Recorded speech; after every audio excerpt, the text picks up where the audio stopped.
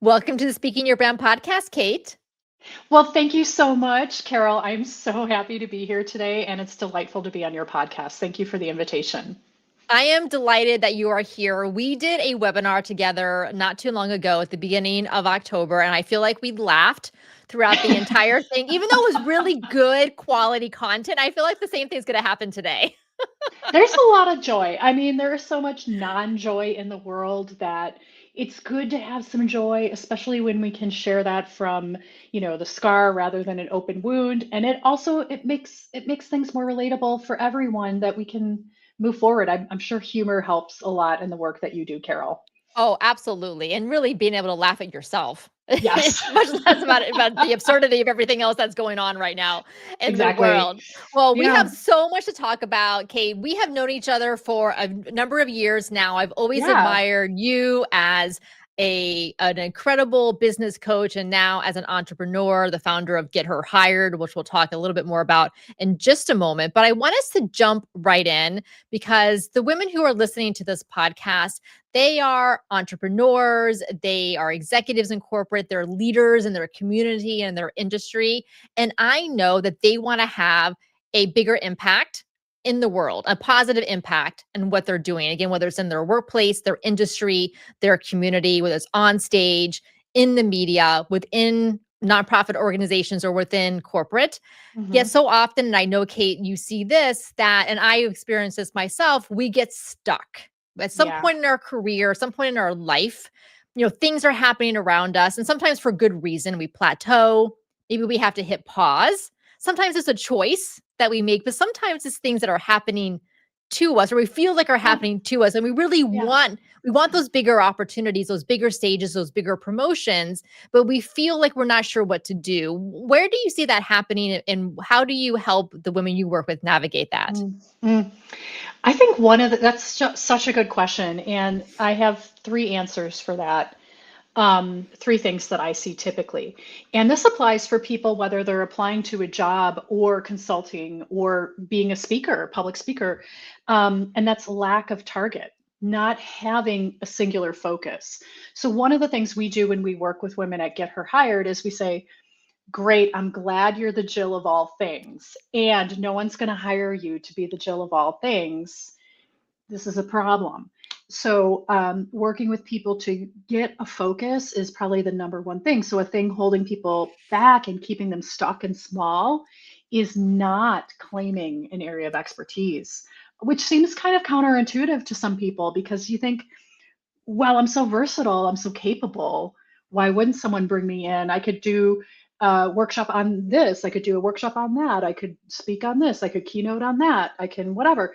But actually, no, they want to hire an expert. So that's the first thing. Do you see that too, Carol? Yes, well, it is, and I agree with you because I feel like I'm a Jill of all trades, for sure. Right, I have this background in politics and technology, Yep. and then and history, and then the work I do in speaking your brand. But to your point, if someone wants to hire you, they have a problem Yeah. that they need help with. And it's usually not all of those things at the same time. So they have to figure out where do they slot you and to help Mm-hmm. help them fix their problem, whether they're hiring you and they're your client, or they're hiring you, like you said, for a workshop or speaking engagement, or you want to get promoted within your organization. What is it Mm-hmm. that what problem are you solving for them? Yes. Well, this goes into point number two then on why women stay stuck, really. And what I find is that they have a narrative that's full of features but lacks benefits, right? So if you think about all of the features that we have, you've had a background in politics, you've had a background in news production, you've had a background in tech. These are features that make you really good at what you do. And the benefit to people is what we want to talk about, not the features, right? So we often can get stuck in the features. And that happens when I'm working with a CEO. That happens when I'm working with SVP of marketing.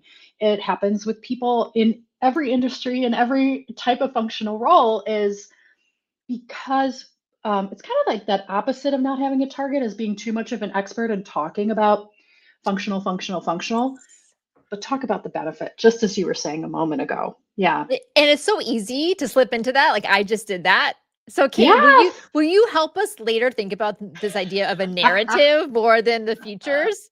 Maybe we can. Yes, yes, Okay. because it's everything we do, and I'm sure, Carol, it's very similar to what you do, is we're reverse engineering from the future. If you've got a target in mind and you've got clarity to that, we can design a really great set of career marketing materials. We also do this for people who are like fractional leaders. They maybe take on retained roles as a COO or something like that. And also for people who are entrepreneurs, we help craft these messages that come into like a one-page brief that you can easily share. Why should you hire me, for example, for whatever it might be? But the third thing that might be counterintuitive again, why good women get stuck in bad places is because we can make ourselves indispensable. Oh, that is counterintuitive. Tell me more.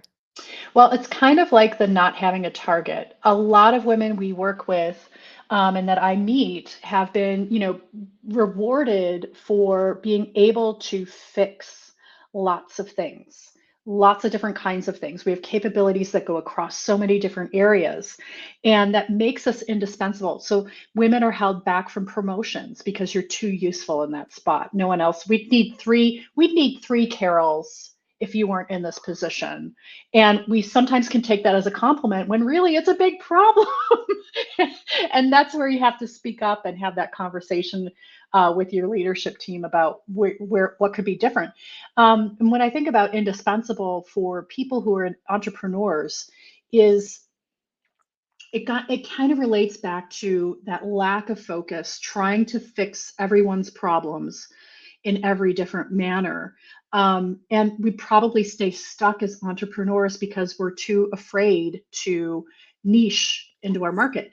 I had a CFO, I have a fractional CFO who I call upon a few times a year to kick my butt, right? So I open the books and I show him everything, and we talk about what's happening. We talk about efficiencies and automations, and we talk about structure of the business, right? And he said to me, he said to me, you're probably missing out on half of your potential audience and half of your potential revenue because you're focused on women only. To which I said, great. Because we do work with men, we work with thems, we work with women, we market to women though, because that's the passion of where our mission is. That's where I've had the experience, and that's where I know I can help as an expert. So yeah, are we missing out on something? I actually don't think we are. I think we've got a great niche, and men actually ask permission to work with us, Carol, so I think we're okay. Yes, the same exact thing happens with us at Speaking Your Brand, because as you all listen to the jingle on the podcast, the same jingle I've had since I started this podcast almost 9 years ago, and so much of the work that we do is about helping women find and use their voice and have a bigger Mhm. presence. But we have worked with male clients over the years, and they have been amazing, and we really enjoy working with them. I think it's because they understand our mission, they appreciate our mission, and they're allies to our mission. And so the same kind of Mhm. thing, like they'll contact us like, can you work with me? And we're like, yeah, absolutely. Like if we feel like it's going to be a good coaching relationship, yes, then for Yeah. sure. Yeah, absolutely. Yeah. Yeah. And so a lot of the times we can lose out and stay stuck by not taking that courageous step to just, dig into one area and claim it. Yeah, that is hard because I hear from a lot of the clients that we work with, and I feel myself the same way, where I have all of these different threads in my career. I mentioned five different Yeah. ones, and they like, how Yeah. do they even relate to each other? I see the commonality, but they don't. And I feel like for so many of us, we do have these different interests or different parts of our career where we haven't had that straight and narrow line. And so, Hmm. how do you help women then? Maybe we can talk about the idea of crafting their narrative. Where do they have to find the commonality between these different things that seem unrelated to each other? Or is it more about picking and prioritizing what is most relevant now? I would never pick and prioritize based on some fashionable phrase. Okay. So the way I would work is with the whole person and looking through their career, there is a definite thread. Okay. I have a master's degree in 18th century German literature. My mother said to me, why would you do that to yourself? Okay. Anyway, now I'm writing and I'm listening to people. And a thread for me has always been in my career that ability to listen deeply, ask questions, evaluate, assess, and recompose the information in a way that's really easy for others to digest. That's like, oh, yeah, no brainer. But that came from studying languages and literature, right? It didn't come from nowhere to be able to do that. And some people ask me, oh, did you go to school to be a resume writer? I'm like, that's cute. No, I didn't grow up wanting to be a resume writer, but Well, and also I, again, I don't think you would wanna hire someone that's all that they trained, or that's all they did because they're not they don't have these other experiences that are what makes what you do so good is because you have this background doing something that yeah. trained you in a different field, but that you're using for what you do now. Exactly. And that's the exact thread. So just like you got trained in other fields that make you Right. fantastic at what you do now, Carol. So we look at the whole woman, we look at the whole story.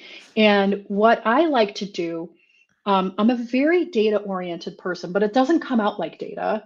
It comes out like a narrative. Because what I want to do is I assess people by listening, by looking, by reading, and I pull together what are this person's best competencies? What are they so great at? And a competency to me is the combination of a strength, which is something we're born with. We're like naturally good at speaking in public, Carol, you and I, although we work on it, right? But like we're naturally pretty good at that, right? Mhm. It's a strength. A skill is something we learn over time. It's not something we are naturally born with. And so we can work on public speaking as a skill, even if it's not a strength, right? And so I look at a person's competencies holistically, which means what are they great at from a native, like just how they were born and how they show up in the world, and what are they great at because they've learned how to do it really well and they're excellent. And so if we take that picture then of what someone's really great at, it is so easy to pull the threads through because you can see, well, of course, you're really good at collaborative communication. I can see that because you've had this experience in your past, this experience in your past, this experience in your past.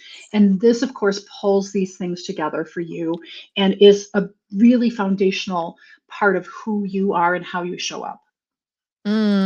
I like that. I remember now, Kate, we are both PhD dropouts. Yes. Right. Yes. Bravo. But, Yes. so I studied modern European history. That was my focus for my PhD program, but finished with a master's and didn't complete my dissertation. But to your point, I think doing that work trained us, like you said, Mhm. listen, evaluate, assess, recompose, digest, even though it was on French history or German literature. What we were trained on, it very weirdly decades ago led us to this exact point. So let me ask you, Kate, why did you decide to start Get Her Hired specifically? Mm. Because with the skill set and the strengths you have, you could have done a number of different things as far as in your business. So why Get Her Hired? Yeah, thank you. Thank you. Yeah, and there's still lots of things I have ideas for. But with Get Her Hired, I got laid off. I've been laid off a couple times, and I got laid off from a job I loved. Felt horrible. And I don't know Mm, if anyone out there can relate to that because it happens to good people. yes. And at the time before my layoff, I was one of the only senior people in the company that was a woman that had a door on my office. And my part of my role, and actually a point of contention I had with my boss, the president, many times, was that I was mentoring too many people. I also got in trouble for taking all of the women in our Tampa office out to lunch and not inviting the men. All sorts of interesting things I used to get in trouble for, which are part of the thread as to what I'm doing now, right? It's like Right. it's not by accident. And when I left that company, left that role, I said, okay, fine. I was doing strategy. So I just opened a consultancy and did strategy and did pro bono strategy work and had some clients. But the people from my company followed me and were continuing to ask me for advice.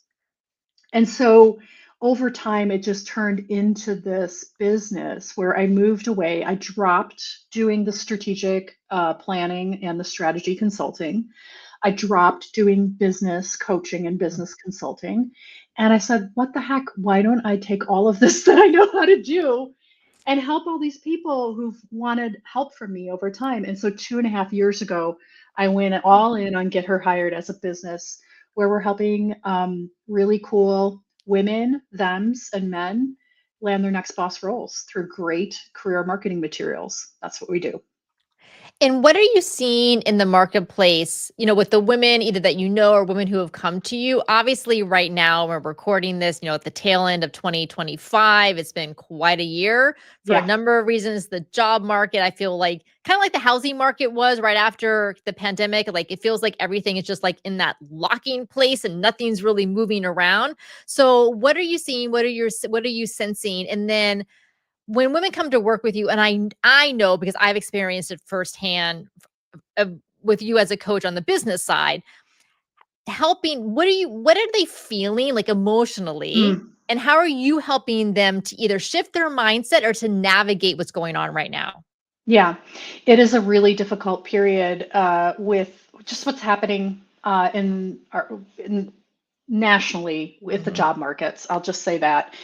And I agree, it's kind of in the stuck zone. But there is some really good indicators that I'll share in a moment. But the emotions people are coming to us with, we have leaders who have been in part of national federal agencies in very high levels coming to us and they're crying because they can't do their job anymore.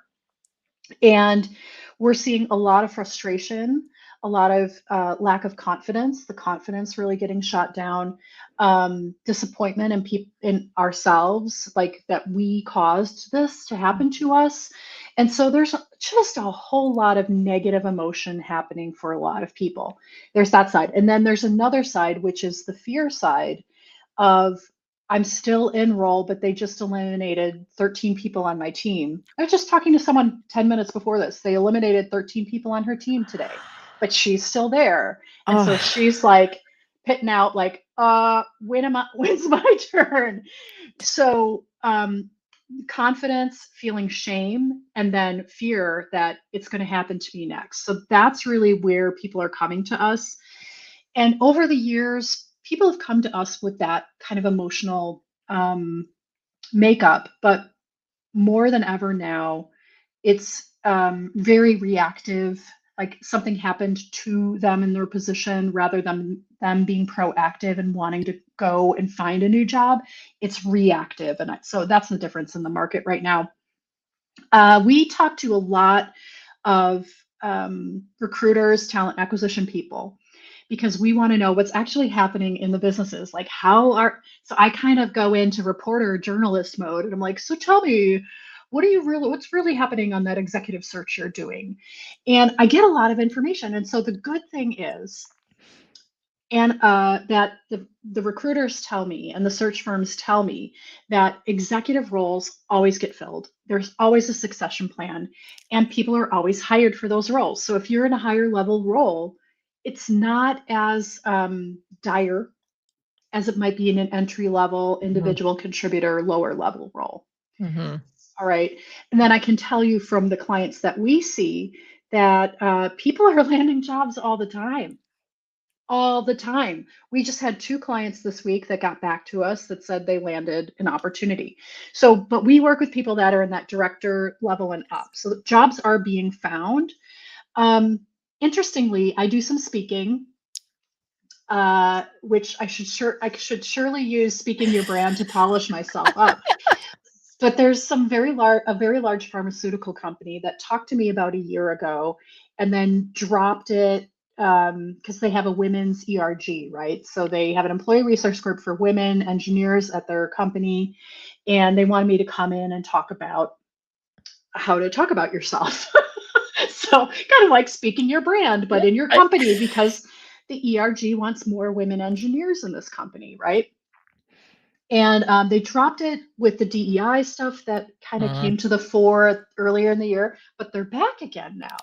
So here's the thing, there was a blip, I think, for sometimes for people that are speaking or working in areas that might be considered woke or DEI related or too liberal or LGBTQ related. But I think I've seen it coming back around. So that's a real relief for what's happening in the market right now. Yes. Well, thank you for sharing that, Kate, and those insights that you have. And I agree. I feel like earlier this year, a lot of companies pulled out of women's conferences or Yeah. sponsors for women's conferences or, closed down their ERG groups and things like that. Very, very reactionary on their Hmm. part. I Hmm. think they wanted to like not be sticking their neck out, right, to get it chopped off, so to speak. And so I feel like though they're realizing the downside, the negative consequence of doing Yeah. that for their employees and Yeah. for their mission and their place in the market, their competitive place in the marketplace. So I like you, I have seen them starting to resurrect it maybe more Hmm. quietly than they Hmm. had in the past, but it is there. Yeah. Yeah. Agreed. Agreed. All right. So then, Kate, so thinking about, the women that you're working with. So you like when you're working with them, obviously you're helping them with the kind of the nuts and bolts, their resumes, their cover letters, what are positions that are the best fit for them, this idea of helping them build their narrative. So the benefits, not just the features. So you're doing all of this with them. And I know that you like to talk with them about this idea of having career advancing conversations. And so can you Hmm. tell us what that looks like? And again, that can apply even to those people listening who are not in working in corporate but want to have, let's say, opportunity advancing conversations. What does that look like? Yeah. So and we guarantee our work that you're going to have a career advancing conversation and we'll give you your money back. Because if you're not getting those opportunities, we haven't done our job. And so, what that really looks like and how it can apply even in the entrepreneurial zone is being clear on what you want, being clear on the benefits that you can bring to that situation, and then going ahead and having that courageous, uncomfortable conversation to ask for what you want. And so, a career advancing conversation can look like figuring out that, you know what, I really want to move into let's see, I want to move into the IT department. I've been a business analyst for years. I've coordinated and cooperated with the IT department over the years. I want to go over and I want to be in the IT department. And so you've got a little bit of a pivot coming up there. Well, you got to talk to people about it. You got to know what you want to do. You make a little bit of a plan for yourself before you have that conversation so you can suggest something for how it works. And then you go and you have that conversation. It can also look like a new introduction. So, for entrepreneurs out there, introductions are so important. A referral is gold because what psychologically happens is we're borrowing the trust that someone else has, right? So, we're like borrowing that trust when someone refers us to someone else. And so, it's asking people in your network, will they, could they introduce you? This is what you're working on right now. Do you know anyone who needs this? And so going out there and having that courageous conversation of saying, the world needs this. I can deliver it. I'm probably not the only one who can deliver it, right? There's some humility that we get to have in this situation, but that doesn't take away our power and authority because the benefits are coming from the features of your skills in the background, right? So, like, I've done this. And so, there's a reason why you would be the perfect person for them to introduce you to. So, that's a career advancing conversation. It could be having interviews, it could be doing press releases, it could be doing all sorts of different things that move forward the knowledge about you and your product and how it can help the world. So, whatever that is, that's what that is. So then, Kate, you mentioned this idea about humility, right? And going in and well, thinking about what we want, asking for what we want. But Yeah. then I know that on the flip side of that, that we also have to show and tell the other person our accomplishments, you know, Mhm. our competencies and our strengths and our skills. And I Yeah. know that for a lot of us, it can be hard to do that because number one, we feel like, well, who am I to brag about myself? Like, doesn't that feel weird, like arrogant? But the other side, as women, we have been conditioned that we feel like there is a penalty, you know, unspoken penalty if Mhm. we are perceived as coming across as bragging about our accomplishments or thinking that we're stuck up or that we're all that. Yeah, yeah. So it is a fine line, but here's where I differentiate it. If it's a fact, it's a Right. fact, right? It's not an opinion. So if you Like, can gather the information about your background and you know these things as fact, they're indisputable then. And I would say that the thing that separates the people that are bragging from the people that are honestly sharing what their experience is motivation. So if your motive is to impress someone with unearned laurels that you haven't, you know, that aren't actually yours to be awarded, um, that's different than sharing your honest contribution within a situation. So a lot of the times we get people that will say to us, they're on, you know, senior leadership teams. They're the head of product development for a very large semiconductor company. Who knows? And they've been leading a project, but there have been many other people involved, and it's created, let's say, $50 billion in revenue over the last 3 years, you know, that kind of thing, right? Well, they might say to me, well, I can't take credit for that. I was part of a team. To which I say, Carol, that is so cute because you can take credit for that. It couldn't have happened without your direction. And guess what? The men at the top of all these corporations are taking credit for all the stuff all the time that they have no idea about. right. Yes.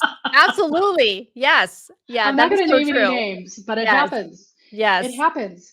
And, you know, you would think that some of the people leading these large companies are actual engineers or scientists, or, you know, that they are a product expert, but they're not. They really know how to run a P&L. They really know how to report to Wall Street, and they know how to talk to investors. Like, that's what they do. So, um, yeah. Yeah, it's a Okay. I'm different going to get off my competency. horse. No, it's a It's different it is a different competency, right? It is a For that sure. is a generous way of looking at it. Yes. And so therefore, you can take credit for being a part of this $50 billion opportunity that you created. Absolutely. Especially if you're not trying to say, "Oh, I did it all by myself," which few people are would assume. I mean, that would be ridiculous to assume someone did that by themselves, and few people really try to take credit like that. Yes. But we're afraid of that, right? Because like you said, we're raised Yeah. with this The sense. expectation. Yeah. Well, and when we work with our clients on their talks, and then say for a keynote or even a TEDx talk, is that I'll always make sure that they're dropping what I call credibility markers somewhere in Mhm. the talk. We have this 3 act structure, so it's in Act 1. It's not at the top. Like, you don't lead with that. Hi everyone, you know, look at all the great things that I've done. I'm here to speak to you today, right? Like, it's in Act 1, and so it comes in the beginning, but it's not the first. Like, you're building towards that. And so I'll say, like, you need to do that because then once the audience understands that you understand them, then they want to feel like you are the trusted source, that you're going to help guide them on this journey that you're taking them on in your talk. Mhm. So you have to have some of those credibility markers and share them with the audience so that they know what those are. And that's one strategy. The other strategy is I'll say, okay, have your bio, right? Make sure your bio is one that can be easily read out loud by whoever is introducing you at the event, and put your credibility markers in the bio that they're reading, because then someone else is doing it Yeah. on your behalf. And then you, Yes. maybe if you really feel uncomfortable doing it, then at least they've done it for you. Yes. Yes, such a good point. Yeah. So many, I use this analogy quite a bit that the clients I work with are the Mona Lisa and they're sitting in the frame smiling. They can't see how beautiful they are. They're just sitting there, like, but you and I as in the audience can see that beauty, right? Oh. And the mystery of it. And that's what it takes, when we do this alone, it can be so unnerving and like our confidence can just get really shot when you're like, oh, I'm just bragging about myself. It's like, no, I see that beauty in you. Talk about it. It's okay. Yes. Well, I get the same thing like, "Oh, I can't call myself a thought leader. Doesn't someone have to like give me that title?" I'm like, "No, they do Yes. not have to give you. You Trust can me. be You can give yourself that title. Plenty of people do, and it is completely up to you." Same with speaker. We have women who work with us and they're like, "I'm not a speaker." I'm like, "Have you ever done a presentation before anywhere at work?" They're like, "Yes, I do them all the time." I'm like, "Then you're a speaker." Happy birthday. Right? You've Like I don't graduated. yeah. All right, so let's dig into a little bit of resume and resume writing because Mhm. Kate, can't ChatGPT just write our resumes for Mm, us and mhm. write everything for us nowadays? Um, I love ChatGPT. I love AI from large language models, right? So that's typically what I'm working with. I have other automations I use in my business that are also AI related, but they're not language models. When it comes to writing a resume, there are some programs out there that do a pretty good job, some GPTs that will do a pretty good job of creating what I would like to say are credible bullet points. Now, here's the thing with it. Um, Today, people are probably designing speaker requests using AI, right, for Oh yeah, conference. I have an example I'm going to share here in just a moment. Same thing, like people at companies and HR, they're like, oh my God, let's let ChatGPT kick out this job description, right? Yep. And then it gets out online, and then we're using ChatGPT to write our resume to fit to it. And it becomes this like echo chamber of zero value. And people will often ask, in particular, I don't know if this happens with speaker applications, maybe but they'll ask us, well, how do I get through the detectors, right? So there are detectors that companies have that say how many keywords or the strength you have. So there's an algorithm, a mystery algorithm on the receiver's end that we can't know what that algorithm is, the sensitivity of it. But a lot of people want to work to game that by using ChatGPT to optimize their documents to get through. But then once they get through, they look like everyone else's. Yes. So, Yes. Exactly. because here's what a GPT is, it is a large language learning model. It is simply predicting the next logical word in the sentence, right? And because it doesn't actually know anything, it is going to be basing what it talks about you based on like what it knows about 500,000 other people. So it's actually Yes. not personal at all. Yes. It's like the lowest common denominator of the internet. Yeah. Yeah. Yes. And I would say there is good prompting. And we have AI, large language model augmented work that we do. So we do use professional models of ChatGPT. We use Perplexity. We use Claude. And we have then other automated models that we use for different parts of the business. But I would say that it can do it. Here's what it's good at. It's good at creating a formula Mhm. or a framework, right? The what that's going into there can be really strong. And so I do like it as a thought partner sometimes to start some ideas, right? I think it's good that Mhm. way. But then to really get to the strategy and the story, we have to move beyond it. Like it can give us a framework. It can suggest that these might be the things you might want to think about. But I used a lot of modal verbs there, right? Like things you might, you could, but I didn't say should. They may be appropriate for you to use or not. And Mhm. so, yeah, go ahead and use it, but you have to customize it. You have to make it your own, or you are going to sound like one in a billion, you Yes. know? Yes, absolutely. So and again, I love AI. I use it all the time. I've talked about it on the podcast. I have my clone. I have my AI voice clone. I have an entire companion podcast called Confident Speaker that is 100% AI generated, very transparently. It's great. Go check it out. So I love AI. But to your point is that it's it is good at certain things and is understanding what it's good at and using that Yeah, and then understanding what it's not good at. So for example, can ChatGPT write your presentation or write your keynote? sure. In theory, it could. It's going to give you a whole bunch of words. Yeah, And I trust me, I've tried it. It's not going to be very good yeah, because it is back to that lowest idea of the lowest common denominator. And it doesn't have that. I mean, and I don't know how it is like the human essence. And I'm sure, hmm, Kate, you feel this when you're working with your clients is that yeah, we'll ask them questions and all of a sudden we can see how they're reacting to a hmm, question or how they're starting to share an answer. And either they get really excited about that answer and so we perk up because like, oh, we've hit on something there. Let's pull on that and see where that hmm, goes. Or we ask something and we're going in a direction and we can see is flat. Like they just have no interest in that part of the talk or maybe that part of their career. So that's the things we can pick up on as the humans on the right. other end that the AI can't pick up on that.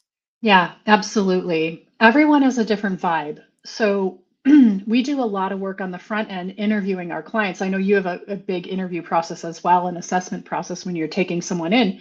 We do the same because we want to know the things that light them up, the things that they never ever want to do again, the things that they prefer to have in their lives and not have in their lives, their proudest moments, their most embarrassing moments. Like we want to know all of this stuff because then we can really shape the voice of the person. And everyone is different, so different. We don't want to emphasize in someone's materials what was the one we had to take out the other day? Oh, I was working with someone in banking and she doesn't want to do treasury work anymore. She's really good at it. And it was all over her previous materials. But guess what? Because she doesn't want to do it, we're going to take that out and de-emphasize treasury so that no one gets the idea to put her in a treasury, bucket again, So ChatGPT doesn't know how to do that. Right. It's It going to see the doesn't. treasury and be like, let's double down on that. Right. Yeah. It's not gonna put that all over the place. Exactly. Yeah. Yeah. Well, and to your point that then the resumes, even if they get past the initial system, is Mhm. that end up sounding like everybody else because I have used ChatGPT since it launched. I teach marketing classes at a university. My students use it even when I don't want them to. I can tell what is written Yeah. by ChatGPT no matter how good you prompt it. Trust me, I can tell. And so can the people on the other end. And so right now I'm one of the speaking coaches and curators for TEDx Orlando. We're getting ready to have the events in 2026. We put out the call for speakers. We got over 600 speaker Ooh. applications, which is like unheard of. There's so many of them. There's 10 of us Wow. on the speaker curation committee. So we're like putting a process together Oh my to gosh. figure to, go through them all. But as we started like going through the initial batch that was coming in, we were reading them all. And even though every topic was different, because they're all different people, they all sounded the same. Ugh. And we knew ChatGPT wrote the titles, the little description, like, "What is your idea we're sharing?" And Mhm. even though some of the ideas were interesting, it's a turnoff because the cadence, like, the wording and the cadence is so similar from one to the other that the speaker's personality just does not come out, and we wanna know the idea the person has, but we wanna know their personality too, like, why are they passionate about this? And it doesn't come through when ChatGPT writes it. Yeah. No, it doesn't. And we have a definite voice over here at Get Her Hired, being a feminist company, not using sports terminology. There's just certain things that we are not going to let pass the gates of Get Her Hired out into the world. But ChatGPT is built by you know, Yeah. it's kind of got common terminology that is not common to Get Her Hired. And so we don't allow that to happen to good people. Yes. We have a voice. We know everyone else has a voice, and there's the dignity and respect toward that voice, and we're going to represent it. Not saying we're not going to get ideas and frameworks and some structure pointers from an automated system or from a chat GPT type of product, but because we do, it would be stupid not to. Right. I mean, we Mhm. used to hand make all of these things. It's like I liken it to the work I used to do is like my mom used to quilt by hand, she used to sew. Now she has a real fancy sewing machine, right? I feel like I have a real fancy sewing machine now. Mhm. Oh, yeah. I mean, ChatGPT is great, like, audience activities, like, you're like, "Okay, I have this audience, here's what the topic is, give me some ideas for things I can do with the audience." It is great at that. Like, okay, like, plug Mm, those in to where it makes sense yes, in your yeah, the talk. Yeah. structure, Yes. yeah, and ideas, Yes. absolutely. So, Kate, I know that you mentioned before we hit record that you have a new course Oh, that you're putting yeah. out, so tell us about that. Oh my gosh. So we are so excited. We have been working on a self-paced course, and we've been doing it for 8 months now. Like these people, there are people that are on the internet. They might show up in your Instagram or your LinkedIn, and it appears to be so easy to create an online course. Well, I think they are using AI to create that whole online course, and that's why it looks easy. But the truth is, if you want to create a good online course, it takes a team of 3 people, 20 failures, 5-figure mistakes, 8 months. Okay. So, as an entrepreneur, I hope everyone can relate to this. and yeah, the personnel changes we may have been through in the last 8 months on this particular project. And I'm so proud to say it's actually launching tomorrow.